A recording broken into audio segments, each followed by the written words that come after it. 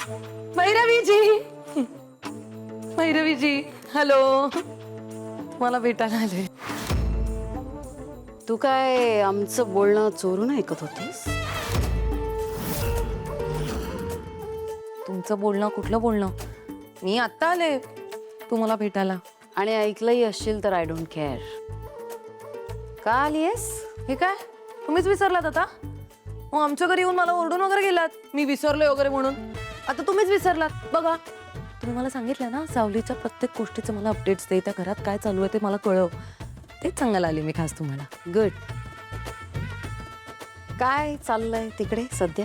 सारंग तुम्ही होतात तेव्हा तुम्ही तुमच्या डोळ्यांनी बघितलं ना, तिने फक्त स्पर्श केला म्हणून त्याचा हात वगैरे हलायला लागला. तशीच त्याची इम्प्रूव्हमेंट होत चालली आहे. त्या सावलीमुळे आता तर तो खायला पण लागलाय.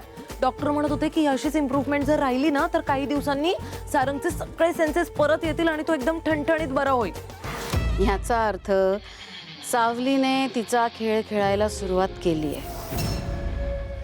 आणि तुम्हाला गुंढाळायलाय. हो बाई तसंच आहे बहुतेक.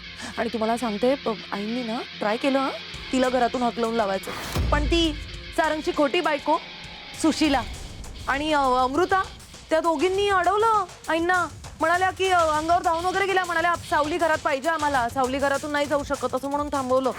नाही जाऊन देतात त्या सावलीला. आता आहे सावली घरातच. त्यांना जे करायचंय ना मोनिका करू दे. मी आता अशी काही खेळी खेळणार आहे ना की सावलीला आता त्या घरातून बाहेर जावंच लागेल. तुमचे प्लॅन्स म्हणजे एकदम डेंजर भारी असतात. एकदम अमेझिंग.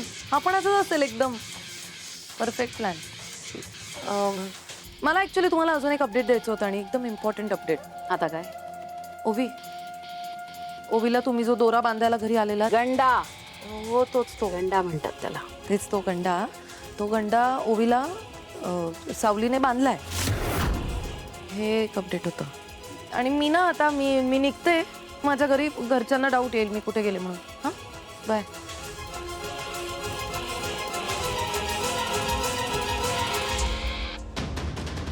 सावलीने बांधलेला गंडा मी ओवीला नाही तोडायला लावला तर नावाची भैरवी वजे नाही मी. त्यासाठी मला काहीही करावं लागलं तरी मी करेन.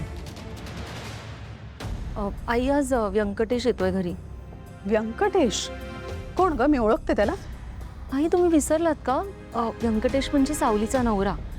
तो आपल्या सारंगला बघायला येतोय. अच्छा अच्छा अच्छा अच्छा. बरं झालं येऊ दे त्याला.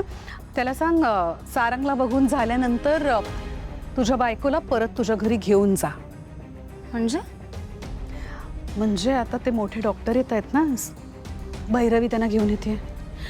सो त्यांनी तर गॅरंटी दिली आहे की आपला सारंग पूर्णपणे बरा होईल, तो शुद्धीवर येईल.